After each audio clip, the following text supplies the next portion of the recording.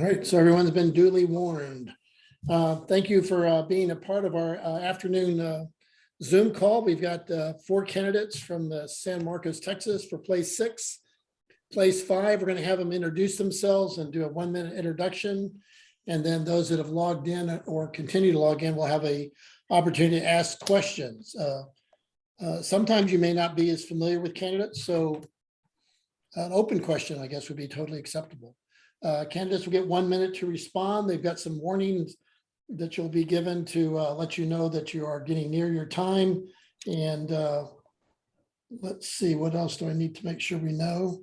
I think we're good from there. So let's go ahead and get started with introducing just the 4 candidates. Mark Rockymore, place 6. Jude Prather, place 6. Mark Gleason, place 5. And Zach Zambrano, place 5. So only because I've got this in this order. Mark, we're going to have you start out, introduce yourself, tell us a little about your life story, about why you're running. You have 1 minute to do that though, but you do have to unmute. So let's start with you. Thank you for that reminder to unmute. I often do start talking without unmuting first. So okay, go right ahead. Useful. I am a father of 4 children, 2 boys and 2 girls. I have also been an instructor at the university level for 14 years. I currently teach high school English, although all of my degrees are in geography, a bachelor's degree, master's degree, and ABD PhD. I'm an urban and environmental geographer, and I love San Marcos. I consider this to be the jewel of Central Texas. My community asked me to run, to stand for this city as I stood for it between 2016 and 2018 when I served on the Ethics Review Commission, and then from 2018 to 2020 when I sat on the City Council in place 4, I believe it was. I forget sometimes these days because so much has happened between now and then.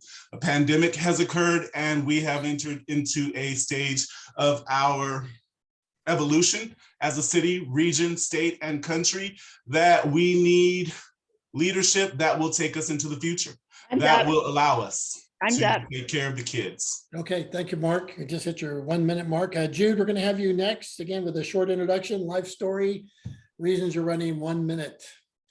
Yes, sir, and thank you for hosting this. My name is Jude Prather. I previously served on the San Marcos City Council from 2010 to 16, and one thing that I think our town needs is a steady hand and leadership. My friends tell me, like, you must be crazy. Why are you deciding to get back into city politics again? Well, I can tell you, everything's been going crazy. With what's been going on with the world pandemic, what we've been seeing in our nation with the divisiveness in our politics, and now we're seeing some of that filter down to our local level. And I want to bring back civility to our political dialogue. We need leaders that are proven. We need a steady hand up there. And if anything is shown us is that as a community, there's we can handle anything. And this pandemic,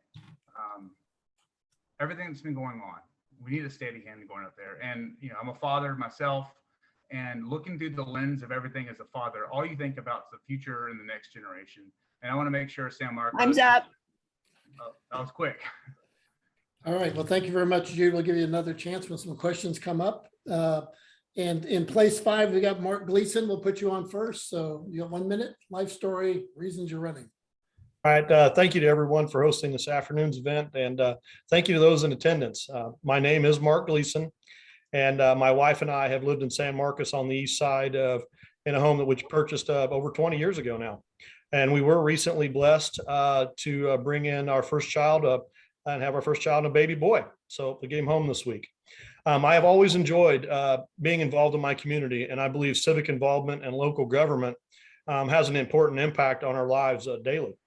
I have participated in many neighborhood and river cleanups, and I do believe I am an advocate and community voice for the effects of the 2015 floods. I have served on the Neighborhood Commission, Planning and Zoning Commission, including as chair, and I'm currently your Place 5 City Council member representative. Over the last year and a half, the pandemic has been very challenging for our community, our region, and at our country. On council, I have supported a relief for small businesses and utility assistance for all our citizens who have been impacted by the pandemic. Balancing growth. What's that? Time's up. Time's up. All right. You have to watch Camille's little box there if you're going to be warned. Otherwise, she's Okay, gonna I scream can't, at you. I couldn't see. That's fine. No, that's It was right. right, she's right in the corner where my camera's at, so. Yeah, so we have, sorry about that. But, anyway, you did fine. yeah, Zach, thanks. we're gonna have you on next. You're gonna have to unmute and then we'll have you good. And then give us a 1-minute life story. Why am I running? Real quick, Mark Gleason, you may be able to drag Camille and put her elsewhere on your Zoom. if you wanna. Yeah. move it Um, around. Yeah, okay. Hello, everyone. My name is Zach Zambrano. First and foremost, I want to thank Rich and Camille and everyone for coming out or that watches this at a later date. I think it's very important that we have local organizations and people that give candidates a chance and a platform to speak. So I appreciate you. Again, my name is Zach Zambrano. I was actually born and raised here in San Marcos. I graduated from the high school and then I graduated from Texas State with a degree in political science. I currently serve on the Planning and Zoning Commission. I just finished up some work on the Charter Review Commission in which we did some really good work. I was also just appointed to the ISD's redistricting committee now that the new census data is out. And really the priority and the main priorities, I should say, on my platform are focusing on affordable housing options here in town as San Marcos continues to get very expensive to live in, bringing high wage paying jobs and also making sure that we have no irresponsible development along the river. And so that's a little bit about me. I think my time is up. Okay. Time is up. You did Yay. good. Thank you, Yes. Zach. Thank you, within the He guideline. practiced that. He practiced that. All right, well, you did good, guys. We have a few people on that are gonna be eligible to ask questions. So you guys that are not candidates, if you'd like to ask a question, you need to unmute yourself. And let's see, is there a way to hit one of the reaction buttons down there? And maybe put a smiley face or a happy face or a crying face that simply says, I want to talk. Okay, so if you have anyone of you guys that want to do it, otherwise we'll start asking some questions on our end. Okay. We'll give you a second, and if we don't recognize right away, if we see something pop up there on your part, we will catch you next. Next question. Let me start out then with a couple of questions. I'll start with our top, Mark. People run for positions. I mean, how important is it they really understand what their responsibilities are? How would you respond back to that? I mean, people just run and they get there and they know what they're going to be doing. How do they prepare to be a place 6 candidate? Mark. I'm going first again. Yep, just because it's top of my list. Okay, I hope you switch it up at some point. Okay, Well, it does help to be able to speak from experience. Like myself, Mark, and Jude can say we have sat on city council. We are sitting on city council. So knowing what it's like being on that dais is really useful when it comes to being able to study for our meetings and also to try to look at both sides of things in order to find the best response and the best way forward for the most citizens possible in the city of San Marcos. But even if you don't have that experience, if you come with the right attitude of speaking for the entire city and not just particular interests, then I think you've got a good start on being able to sit on the dais and respond and be capable of answering to the city and the citizens for the issues that we all hold as being important and common to our mutual interests. okay, very good. Jude, you get a chance to respond if you'd like. You got to unmute Jude, I'm sorry. Get that. We'll get Yep, yeah. and that's a great question. And I get asked that all the time. You know, like, oh, are you worried about the election? I'm like, no, I'd be worried if I win the election. You know, the election is the fun part. We get to go meet people and tell people what your dreams and visions are. But governing is when it becomes really difficult. And right now, with everything that's been going on, all the challenges that's been going on, I think it's really important that we probably have the best leaders in our community serving those roles. And that's why I decided to run. I wanted to be a part of those decisions that are made in our town, because whether it's the pandemic or now we're starting to see inflation and everything, you know, and I don't know what the next black swan event that's going to be happening in our country, world, or our community, you know. But it's a great question about what is it like to serve, you know, and why is it important? And, you know, like I said, we need a steady hand up there and Okay. making those decisions in our community. Great, thank you. Mark, I'm gonna just let that same question just run down the line, if you don't mind picking that up. Sure, yeah, no problem. Yeah, I think experience is important. I think life experience is important. I think for myself, having run multiple businesses in town, having been a homeowner for over 20 years, having been a flood victim, it's one of the reasons I got more involved was that perspective of what it's like to go through that and how it impacts the community and how it impacts individual lives. Having paid taxes on my home, I understand what kind of financial pressures it puts on those that are on fixed budgets and those average working class citizens, and then also just serving on the multiple boards and commissions and that I have served on over the years. Really, I think helped prepare me to help be on council. Serving on planning and zoning for multiple years and the neighborhood commission and things, really got to know the community of what the needs, the desires, the wants, and what the community, how they want to handle the growth. So I think it is important, and I think I bring a lot of that experience to the table. So thank you. Very good. Thank you so much. Okay, Zach, we're going to get you last with that same series of questions. Rich, just so I make sure I answer the question, can you repeat it one more time? No. Well, then I'll give it my best shot. You're supposed to be paying attention to everyone's. I have. I just want to make sure we weren't getting off the question. It wasn't a real direct, it was more of an open kind of a question there, but. Okay. Anyway, I'd like to respond. It's good. Yeah.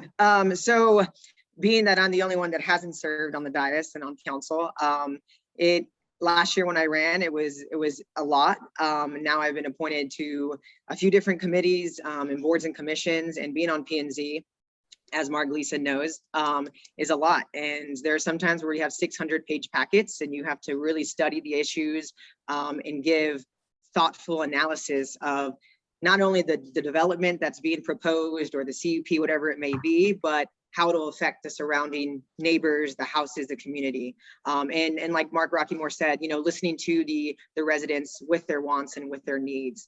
And so I commend and recommend anyone that applies for a board or commission, because I think that's really the first step to getting prepared to serve on the council.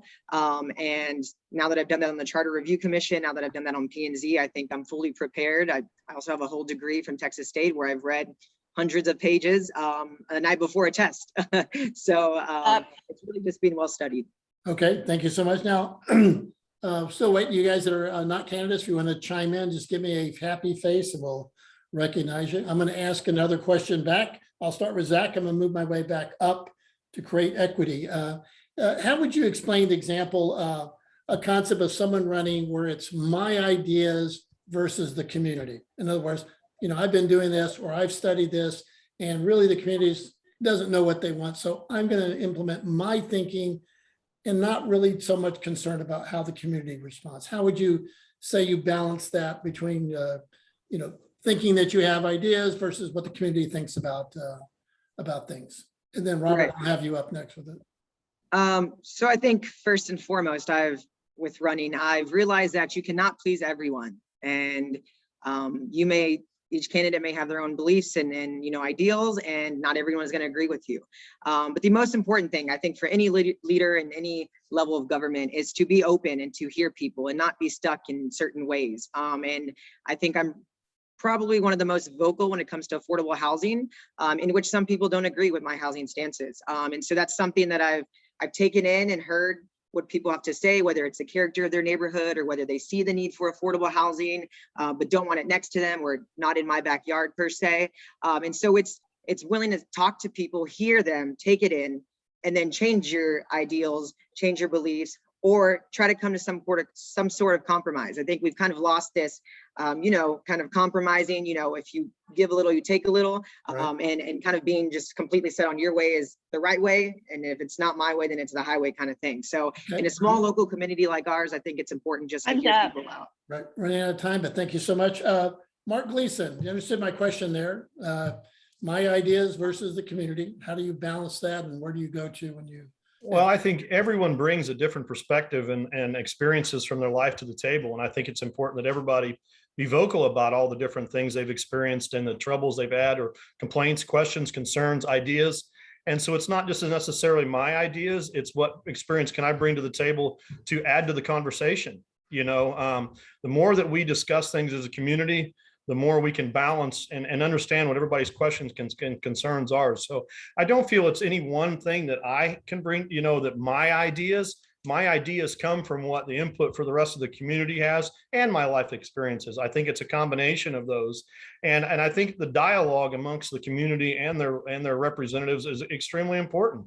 And I need to listen and take in what everybody's concerns and complaints are, and then tell them what I think my ideas and my experiences are. And then we find what best is going to work for the community. So I think that's the best way to handle it, is dialogue amongst all of us and listen to everybody's experiences in life and what everybody has, what they want from the community. Okay, great. So I'll try to do this. Camille, I'll just try to hold my hand up to get an idea, guys. You're running out of time. Okay. I was looking for it that time. I didn't see it coming. So, but that's okay. You did great. Jude, we're going to put you up next. You've held a position before, so you've dealt with this kind of question. Me and my thoughts versus community. How do you balance that? Where do you, how do you? Yeah, the question about, your own ideas or my ideas versus the community's ideas, ultimately you're just one of 7 up there on the dais. And to get anything done, it's going to require a majority of your colleagues to agree on that. So ultimately, it's any decision, any vote that's made is a community decision. And one of the things when I've brought this up before is about the lack of civility. You have to work with your colleagues that you disagree with. And when I was on the city council before, I usually always try to make an active effort. If there was something that we had a heated argument about in a previous meeting, that I would try to reach out and be like, hey, is there something that we can put on the agenda together the following meeting, just to make sure that we're working together as a body on the city council. And but the concept of when you get elected thinking that, these are the ideas you're going to bring to the table, well, ultimately you're just one of a group that's going to be making decisions for their community. Okay, thank you so much. Mark, you deal with students all the time, and of course in your classroom, I'm sure I run this classroom, but in a city place like place 6 that you're running for, how are you balancing the feedback of your student community or just community versus your own thinking of an education brought into how you think about things? That's right. I had to actually break up a fight in my 9th grade English 1 classroom last week, and it was a difficult thing. So when Jude mentions issues of contention between members of city council and a lack of civility on the dais, I understand that people need to communicate. Now, we have something called restorative justice in the high schools that we utilize in order that students can talk to each other, teachers can talk to students, and everybody can get everything out and clear the slate so that they can move on and get on with the learning process, get on with the education process. As Jude mentioned earlier, we've got so much on our plate in our nation, in our state, in our city, and a lot of the national contention has come down to the local level, and we have to move forward and communicate clearly to make the right decisions for our city and for our people. And to do that, we have to be able to talk to each other in a civil manner. So it is the most important thing for us to be able to speak nicely to each other, agree to disagree, and continue to move forward and find the best path forward. Okay, great. It's good to have someone with martial arts skills on the city council. That would be, great. Robert, you've had your hand up. Thank you so much. I'm going to have you 1 minute to express a question. We'll let all the candidates have a shot, or you can actually pick a candidate to ask a question. And if it's like place 6, we'll let the other place 6 candidate respond. Or if it's a general question to all of them, you can do either way. Go ahead, Robert. Yeah, thanks, Rich. We've been talking about very broad, like big picture questions here, and I have some very specific questions to ask. I got a few. I'm just going to ask one at a time, and the most relevant ones I think first in case I run out of chances to ask. But these are for all the candidates. I'd like to hear everyone answer these questions. But my first question is regarding parking downtown. So there's been a lot of talk about paid parking versus, I guess, parking lots, what to do about the parking situation downtown. So I'd like to hear each candidate's own ideas. I know we'd have to have a community discussion and council would have to agree, and there's a lot of involvement, I understand. But I want to hear your opinions on what we should do to address parking downtown. Okay, we'll start with, I'll go in the middle. Jude, we'll start with you, and then we'll work with Mark. And then we'll go to Mark Rockymore, then we'll go to Mark Gleason, and then to Zach. We'll split up our responses. So Jude, you got the first crack at that. Yo, thank you. And I was eager to answer that question. And actually, I was talking about that this morning when I I was out Purgatory Creek and I met a fellow neighbor and they were talking about, man, I went to the little HEB a little after midnight to get some medicine. And I've never seen our square like that. I'm like, well, yeah, on a busy, Thursday, Friday, Saturday night, we'll have, thousands of people visiting our downtown. And it's also probably the most used part of our downtown is when people go to visit our entertainment bars and everything else there. What I would like to see is downtown paid parking, but only during certain time periods. Like, for example, 10 p.m. to 3 a.m. on Thursday, Friday, Saturday night. The reason why is because those peak hours, one, there's a great demand for it, and two, there's a great demand for city services. And I know it's an unpopular thing to say, well, elect me, I'm going to make paid parking. But I think there's a way that we can do that in our downtown to maximize when our downtown is used the most and requires the most amount of city services. Okay, that's a great response. Mark Rockymore, we're going to have you get back with a Place 6 counter response. Yeah, San Marcos as a city and the council has been dealing with this issue for some years. We actually created a parking commission board to look at that and look at these questions, and they came up with some interesting solutions. There is parking space outside of the city over by the library for employees of businesses downtown to use, and there's going to be eventually some electronic kind of cab service going to and fro, and I believe the public might be able to utilize that service also, but that could be extended into the evening for those who come down for entertainment services and might be a little bit inebriated. Maybe they need to be taken to their cars. So I know that there is an unwillingness for businesses downtown to actually have paid parking because they believe that it will inhibit their customers. And there's always the question of students and when they're coming downtown to go to school and parking. So I think this issue is one that we need to look at a little bit closer. A couple of parking garages downtown might help. And I know that we do have some land down there that isn't being used. Okay, awesome. Good responses. Mark and Jude are both Place 6 candidates. We'll move on to Place 5. Mark Gleason, you want to give a first shot on the parking question? Yeah, this is a complicated one, and I have several friends, and I hear from all the downtown businesses about how much of an impact it has on their businesses. When, look, if you can't pull up out front, you're not going to be able to go in and get to those goods and services. I will not support paid parking until we have a downtown parking garage. I think it would be needed, and at that point, I think we can kind of discuss it. I think the interlocal agreement looking with the university to expand bus service might relieve some of that pressure. And also the parking advisory board is still working on a lot of these issues. And so I'm more than willing to sit and listen to what they come up with. That's a wide group of people who have wide backgrounds of different opinions, and they're working on that. And so I do support the parking garage, and we may get to the point where we have to do paid parking downtown. But once we get to that point, we get a garage, and maybe I can support that. But I'll definitely be open to listen to whatever the parking advisory board comes up with. Okay, thank you very much. Before we get to Zach, I'll let you new guys have joined in. If you'd like to ask a question, just hit one of your reaction buttons. Give me a smiley face, crying face, any face, and then you'll put you next up on the line. So Zach Zambrano, Place 5. That was Mark Gleason, also Place 5. So Zach, want to take a shot at the parking question? Yeah, for sure. Thank you so much for this question, Robert. It's a issue that, again, the city has been trying to solve. And I have about, I think 12 right now local businesses that have supported me. They put my sign on their storefront and all in the downtown area. And one of the things, of course, that they always tell me is parking. We have a serious issue with parking. We have customers that will drive around the square 3 times, not be able to find parking, and message the business owner and say, hey, I'm sorry, I can't find parking. I'm going to go somewhere else.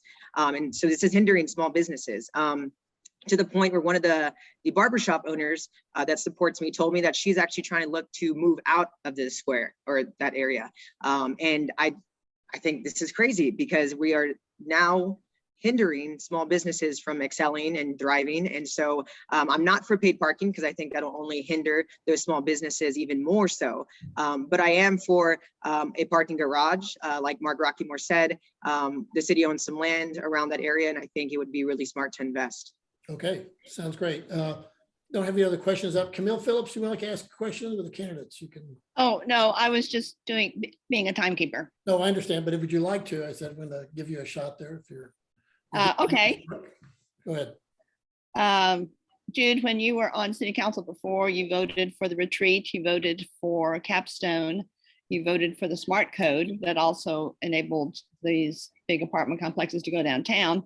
So how would you vote on the Lamar School project if it came to you with the 5 stories that they have shown in their artist rendering of their project?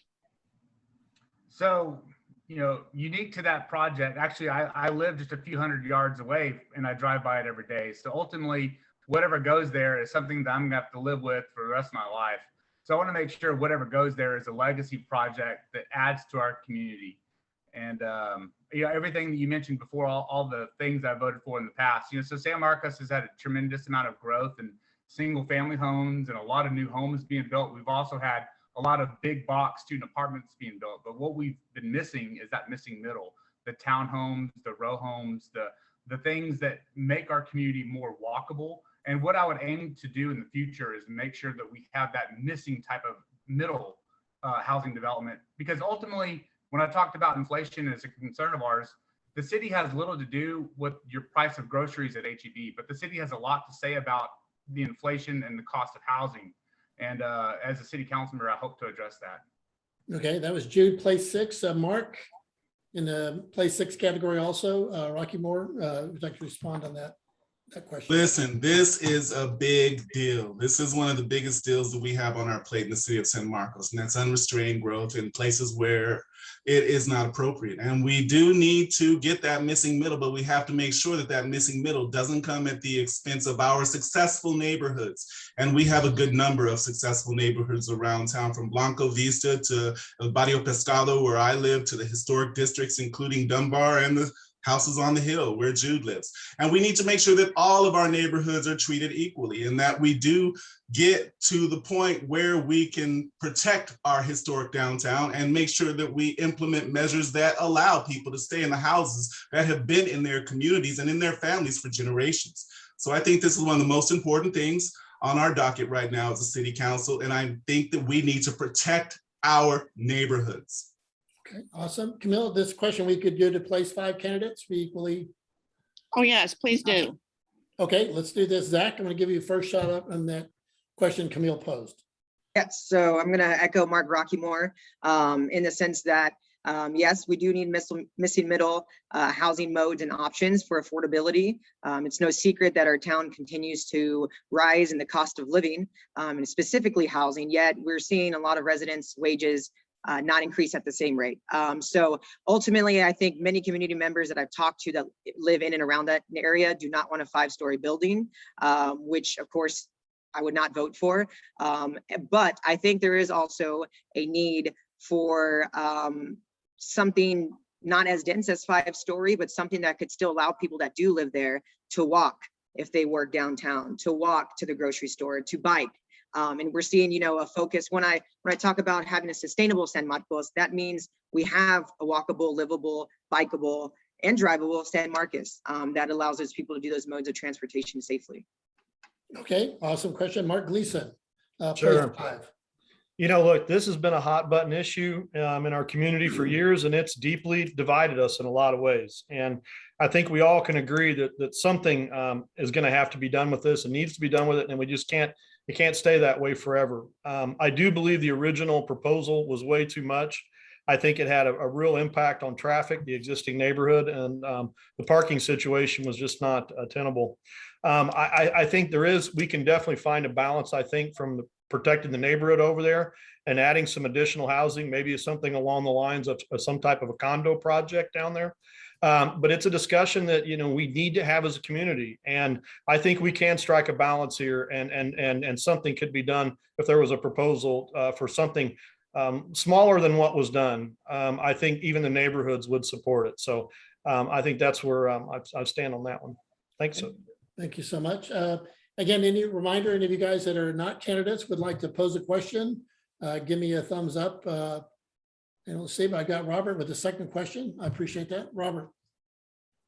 Okay, thank you. So the environmental sustainability and the health of our river is big for many, many people in San Marcos. I have a very specific question, but if you want to add anything about generally the river itself, please include that in your response. But my question is, some ideas to protect the San Marcos River include banning cans on the river. What are your views on a can ban? All right, we're going to start with place 6 candidate Mark Rockymore, and they'll move to Jude Prather second in that order. Mark Rockymore. At the beginning of 2018, when I first sat on council, the gentleman from Martindale, who was at the time and I think is currently sitting on city council, came to myself and Jochebed Marquez with the idea about the can ban that had been successful in Martindale. And I said at the time, without having had any experience on city council, that this was a good idea. And the reason why I believe it's a good idea is because we find so much metal trash on the bottom of the river, and groups like Eyes for the San Marcos River and others who volunteer to go out and spend their precious time cleaning up our river from the refuse left behind is one of the reasons why I believe that a can ban is necessary. And when I sit on the dais again, I believe that this will be another thing that I support. Okay, thank you, Mark. Jude, place 6 with the response. Ultimately, we want to make sure that we protect our river for future generations. People have been living along the banks of the San Marcos River for thousands of years. And what are we going to leave behind as a legacy to future generations? I'm definitely willing to entertain a can ban within the city of San Marcos limits. I want to see more on how that would be enforced, but it's something I'm definitely willing to entertain. I want to make sure that we leave behind a town, a river, a community that's greener than we found it. The Boy Scout motto, when you go camping, leave the campsite cleaner than you found it. That should be our life motto here in San Marcos. Okay, I appreciate that. I'm assuming you guys then don't believe that cans are the future Clovis points that people will be digging up and talking about. But anyway, let's go on to Mark Gleason, place 5. All right, thanks. Look, I spent my childhood and my life growing up on small family farms, and my family owns property on multiple small creeks and rivers that we lived, fished, drank the water that came from underneath there. And I understand how much preservation means, including I own a small family pond that's spring fed, and it is absolutely beautiful. And I moved to a place that has one of the most beautiful waterways in the Western Hemisphere. And I will never support anything that's going to harm or denigrate the river. And as far as the can ban goes, we are working on that as we speak and had a discussion at executive session. And I won't take an open stance directly, other than I'm hoping to support it.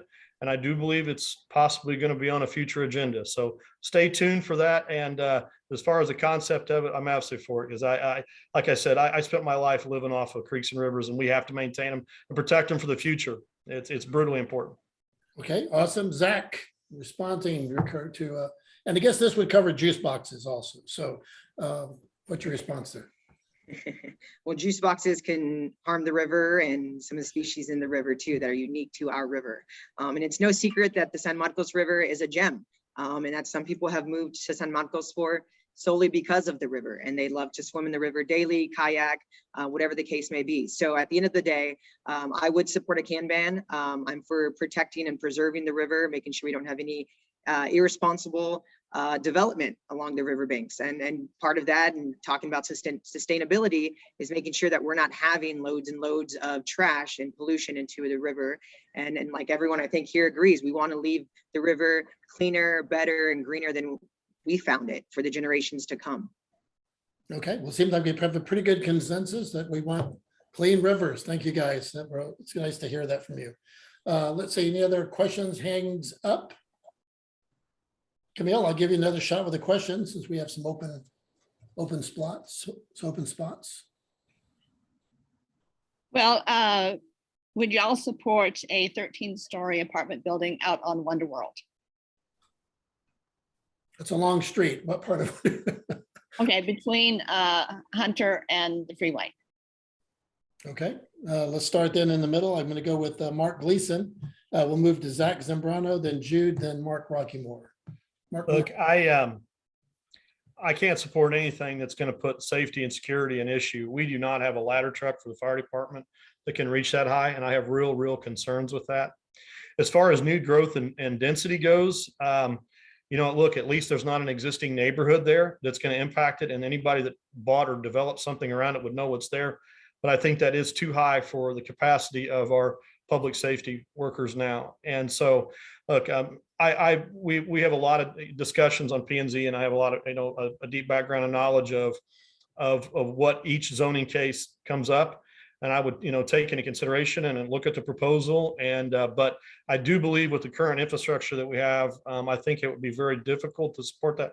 Plus, I think it would maybe somewhat be out of place out there. But look, I take all zoning cases case by case. I think that's really important that we do that and not just discount one thing or the other. But I have real concerns with the public safety aspect of it. Okay, that's good points you brought up. Thank you. Zach? Yes, it's definitely very a good point as far as public safety goes. I have yet to hear of a 13-story building trying to go in there. But again, as far as preservation of the area, if there's not a neighborhood, I don't know specifically where you're talking about off of Hunter, but something off the highway, maybe less dense, I think would be appropriate. We have an outlet mall that employs many people here in town. Some of those jobs do not pay a wage that's above the poverty line, above $35,000 a year. And so if that's housing that we can have that's dense and give someone the ability to walk, because that side of town lacks a lot of multifamily duplexes, more affordable options in a single family house does right now. And so if that allows some of those workers to live there, kind of a workforce solution, then I would be for that, but not 13 stories. I think something definitely less dense. Okay, that's good to know. Which would come first, the building or the fire truck ladder? That would be the question. Jude Prather. So, I've heard nearly everyone talk about affordable housing. To have affordable housing, you have to build housing. And would I support a 13-story development next to a neighborhood? No.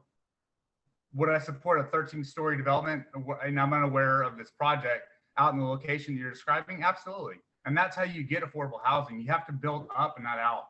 When we talk about walkable communities, you have to have density along transportation modes. And if this is along Wonderworld and Hunter, those are ideal locations for high density growth. I don't understand why this would be a problem. But yeah, I would support something like this. And someone mentioned about multiple story buildings and fire trucks. I'm like, well, take a look at San Marcos and the skyline. Texas State has numerous multiple story buildings and they don't have their own fire department. So. Okay, good response. And Mark Rockymore, finish out that section.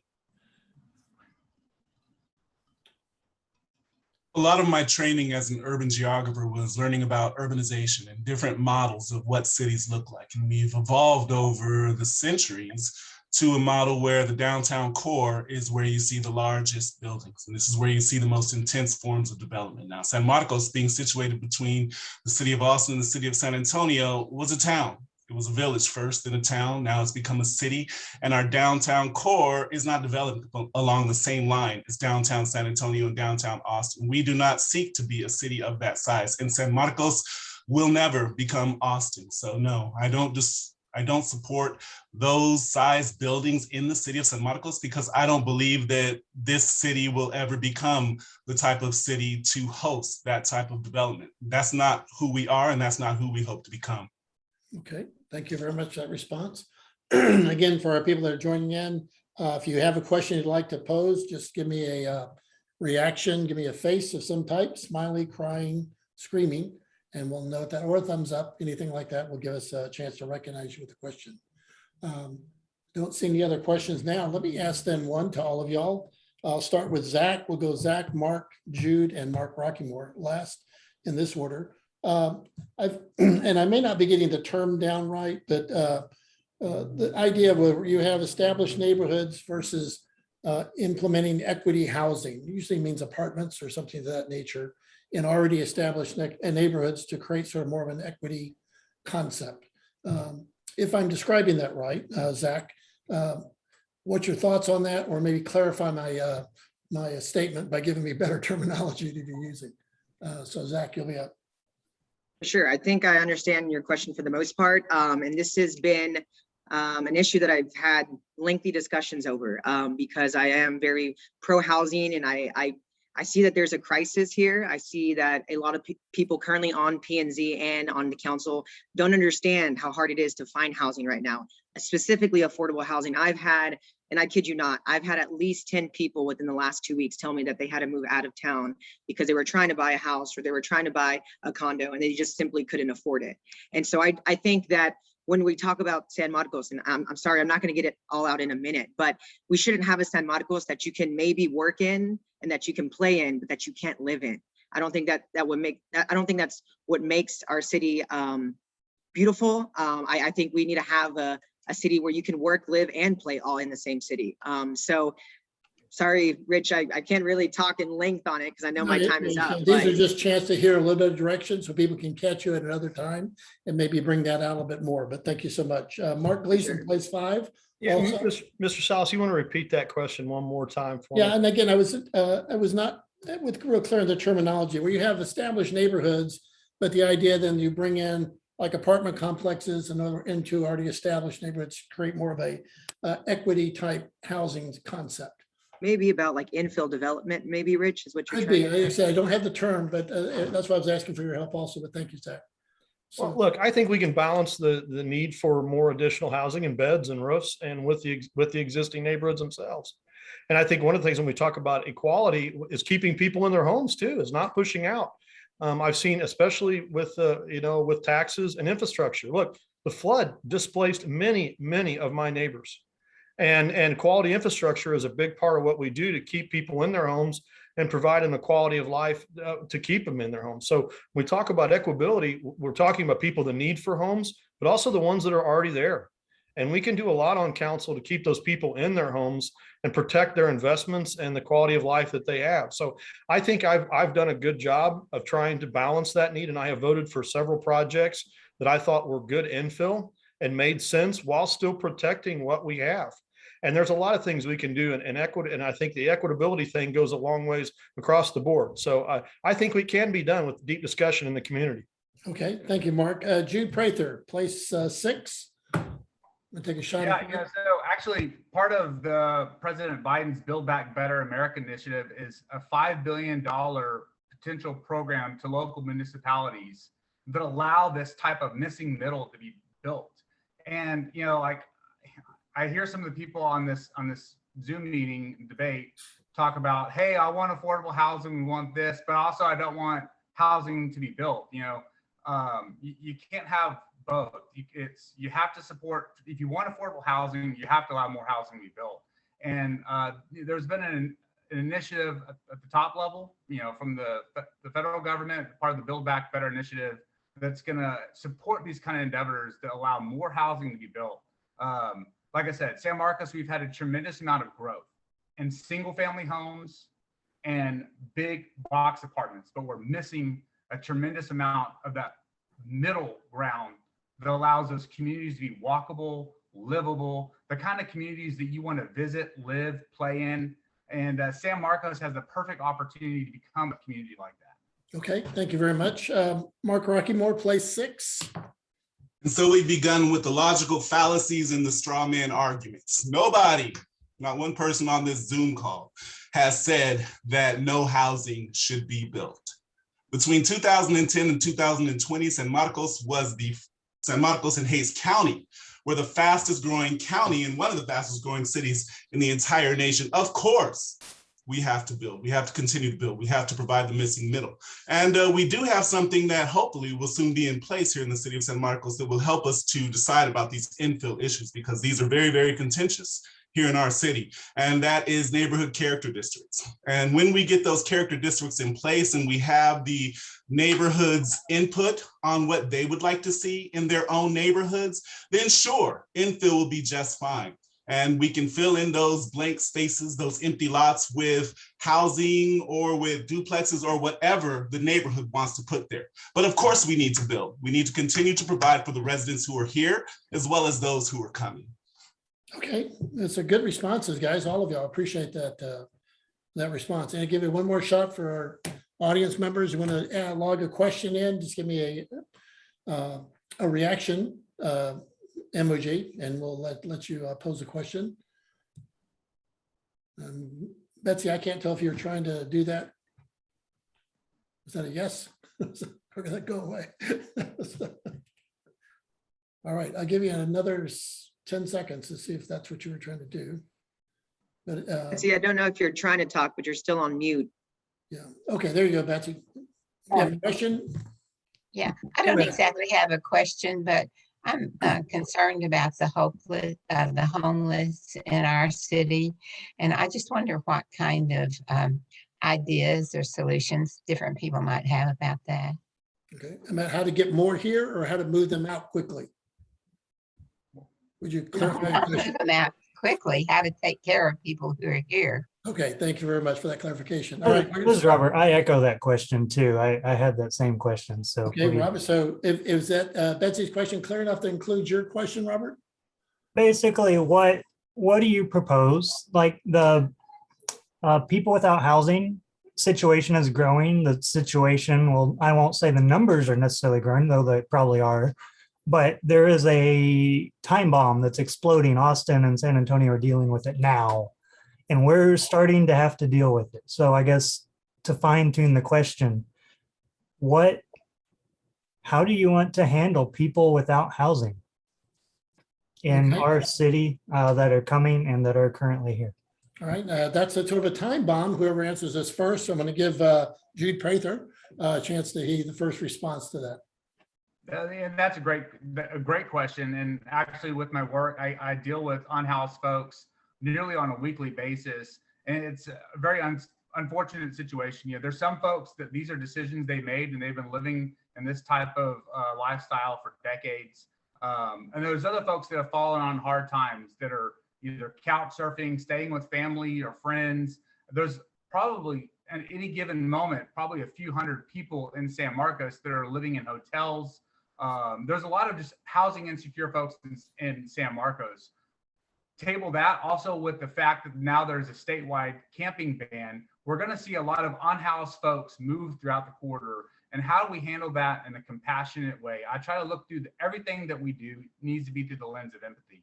And there's a way that you can do that. There's a way you can rapidly house folks, either through programs that the city may initiate or through temporary putting up folks. If we find them in encampments, hey, we can have secure housing for you, either in camps set up through the city while we work with our partner agencies. Time's up.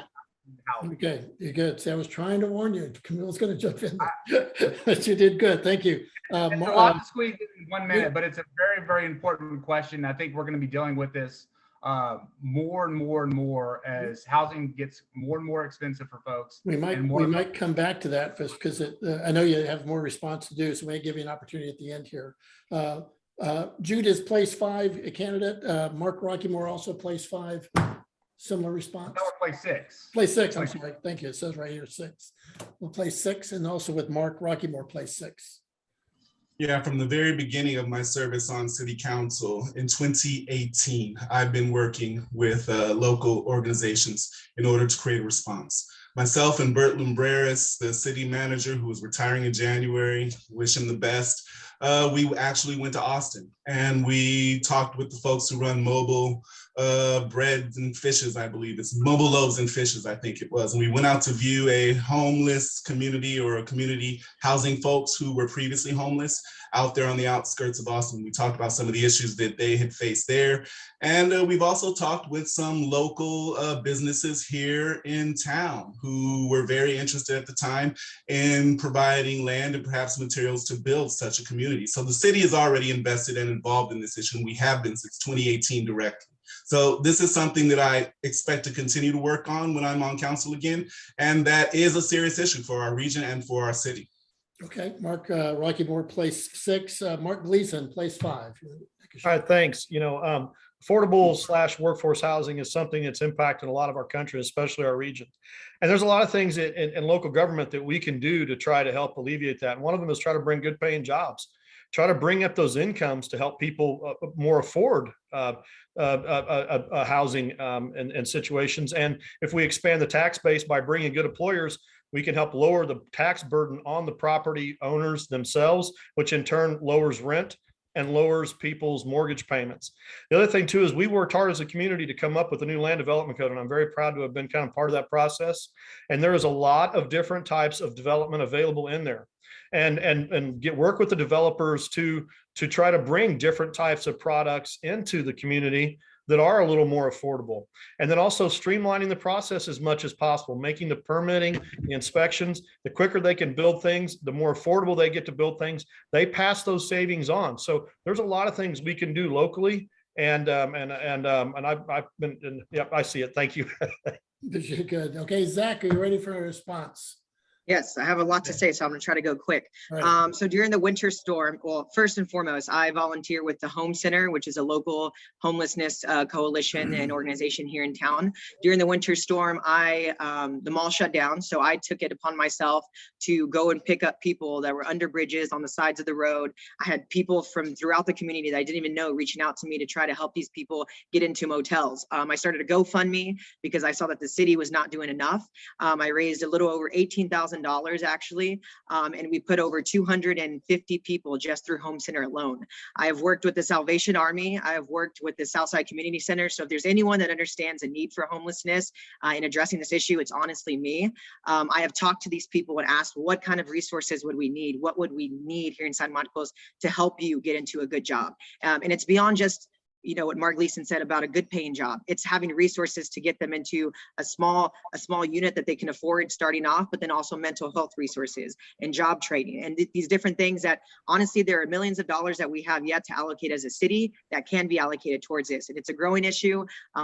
There's a lot more I want to say, but I know my time is up, so I'll stop. Great. Thank you, Zach. Okay, we've done, we're coming right at the hour mark, which I don't, and I appreciate you guys giving up your afternoons here. I don't see any other questions here. So what I'll do is we'll start from my bottom list and work up, give you 1 minute to just give us a summary of what you'd like us to remember most about you. We'll start with Zach Zambrano, place 5. Zach, you got 1 minute to sort of give us your best summary. Yes. Well, thank you again for having this. Thank you for all those that participated. I see a former professor of mine, Mr. DeSoto, is on this call, even though he didn't ask a question. Hi, Professor DeSoto. I just ultimately believe that, you know, being born and raised in San Marcos, I want to make sure that we preserve our character of this town. I want to make sure that long term, I'm obviously very young. I want to have kids that are going to be raised in this community. I want to make sure that we have a sustainable city. And the way that we're going to achieve that is by having a walkable, a bikeable, a livable, and affordable town. Whether that's through the affordable housing, that's a priority of mine, or bringing high wage paying jobs and also protecting our environment. Those are the really 3 priorities of my campaign. And I am about to go block walk, so I may see you out there soon.